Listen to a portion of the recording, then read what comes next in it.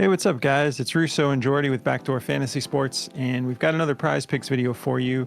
We're going to be talking about the Thursday NBA slate on December 7th. We've got two games that we are looking for a little bit of value to match with some of our NFL picks.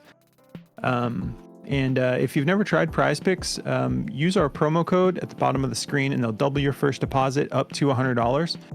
So if you do go for the full 100, they'll give you 200 to play with. Just throw in our promo code and they'll hook you up with that deal. And if you're new to our channel, make sure to subscribe and hit the notification bell. We run several different types of shows. This is our first look show, so the board's just beginning to get populated. There's a lot of props we're waiting on to grab tomorrow that we'll be featuring in our daily show. But some of these lines that they drop early on the night before, we can get them at a pretty good value. So we like to lock some of these in the night before because a lot of them end up moving point and a half, sometimes 2 full points, or sometimes they just get removed entirely. So these late night videos, we're just looking for value that won't be there tomorrow. It's kind of like, that's why we call it the first look show. But before we get into that, we're going to do a recap of our picks from the December 6th NBA slate. It was like my picks for the first look show last night ended up not really panning out. I took Aaron Gordon for over 22 and a half PRA. He ended up only going for 16. He looked pretty active to start the game, and I was kind of excited. He was grabbing boards. He got the minutes, but he didn't cut it. He wasn't scoring much, and he ended up finishing with just 16. And then we had Clint Capella. I took Clint Capella for over 23 and a half PRA, and he came so close. He ended up ending with just 22. So one more bucket would have done it for us there. What about you, Jordy? Yeah, for the night video, I had Daniel Gafford for over 9.5 points, and he went for 18. So he had a pretty good night. And then I took Spencer Dinwiddie for over 4 rebounds, and he had his worst rebounding performance of the year. He had 2, so, it's whatever. Yeah, it happens. Yeah. And then I was like pumped because one of my biggest concerns was actually I was hyped about Embiid and Maxey, and then some of our friends in the comments were talking about the potential blowout, and I'm like, I think we're going to be okay, and we were okay for the blowout. I took Embiid over 17 and a half rebounds and assists, and he crushed it. He went for 20. I had a feeling he was going to be excited to get back in there since he missed a couple games, and the matchup was just way too juicy, so I wanted to take a chance on that. But yeah, Embiid crushed it. Maxey came close. I took him for 36 and a half PRA. I took the over on that. He ended up going for just 34. He still had a great game, but Embiid went for 50 points. It was just a monster night for Embiid. But Maxey still almost hit, didn't quite get there, only got to 34. And then Duncan Robinson, it was just a perfect situation for him. We took him for more than 19 and a half PRA. He ended up going for 34. It kind of played out. It was just like the perfect situation with a lot of their guys out, and Highsmith out, Bam out. So he had to do a lot, and he ended up going for 34. But yeah, those were the 3 I had for the daily show. What about you, bud? I had Zubac for over 18 and a half PR, and he went for 19. He would have absolutely crushed this, by the way, had it not been for, what's that guy's name? Ty Lue. Daniel Tice. Yeah, but it was Ty Lue making the decisions. I know. They played Tice for like 22 minutes straight, and every time Zubac would come in, he would look amazing, and it was like, you guys put the game on the line for this dude who was doing nothing. He had like 4 turnovers, and he was just playing terrible. But Zubac cashed for us, so I hope you guys got him at 18 and a half. I know he went up to I think 19 and a half or 20 the next day. So we also took Wemby rebounds for over 9, and he had 10, so he hit that for us. I was pretty stoked about that. And then we took Klay Thompson. Clank Thompson came out tonight instead of Klay, and he shot 3 for 13 from the floor and 1 of 8 from 3. So we took him for over 18 and a half PA, and he had 12. So not the best performance from him. And the other thing about the Zubac or the Zubats situation, this has been kind of haunting us because we see him playing well. Last time he went 6 for 6 on the floor. He was playing great, and then he gets benched for the whole fourth quarter. Now tonight, he's playing well. He's getting rebounds. He's actually playing good defense on Jokic, getting blocks and whatnot. And then we just watch him exit and not come back for like 22 minutes. It was so frustrating. We're like, could you? Crazy. And then as soon as he came back in, he was productive again and blocked and had like another crazy run. But what are you gonna do? That's Ty Lue, Ty Lue. Cool. So we've got 4 picks for you to get this one started, and I'm gonna be starting with a rebounds and assists prop, and I'm gonna be going with Bruce Brown for over. What does he set at? 7.5 here. Got a mustache, just like me. His is way cooler though. But anyways, what was that? I said it's your twin. Yeah, we look just like each other. But he's been doing well in this category. I've always thought he was underrated. Even when he was playing with Denver, he was solid for them, and he put up 12 against Boston. He's hit this in 3 out of his last 5 games. This is a -130 to go over. So I'm going to be taking the over on this, and I think this will get bumped. Let's take a quick look though at the over-unders for these 2 games.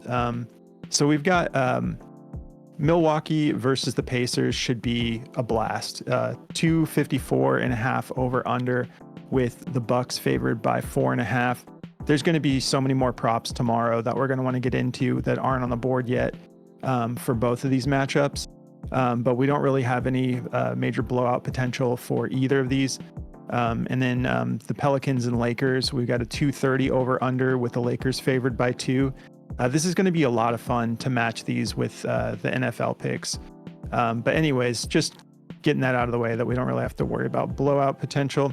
So Bruce Brown, he's averaging over his last 5 games, just under 35 minutes and about 5 rebounds and 3.4 assists per game.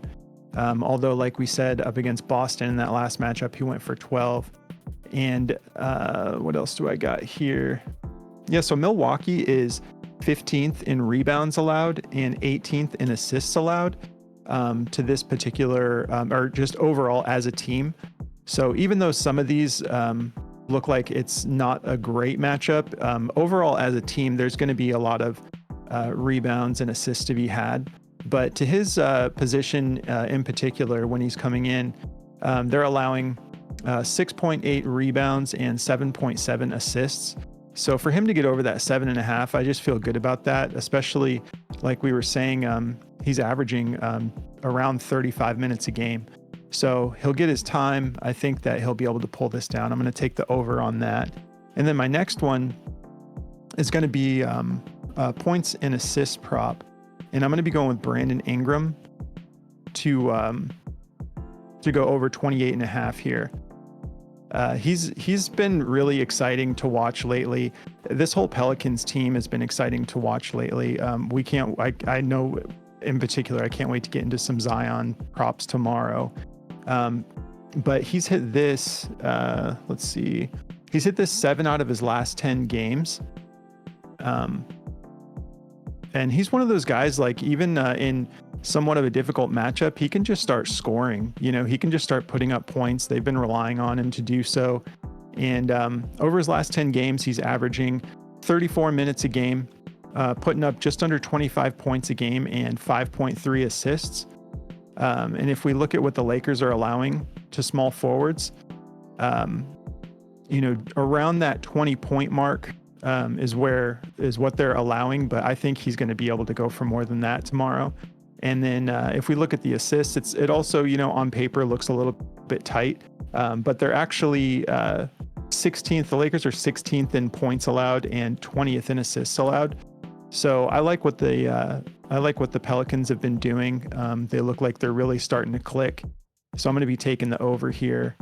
on Brandon Ingram, and this is a -125 to go over. So these are honestly the just exactly what I'm looking for in the first look show, because there are other players that we'll be featuring tomorrow in our daily show. But that's what I'm rolling with to get us started. What do you got for us, Jordan? All right, there I am.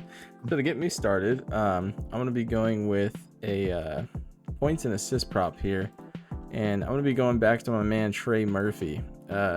He's gone over this in 22 straight games, so this is like insanely juiced. This is probably the most juiced pick that I've seen this year so far.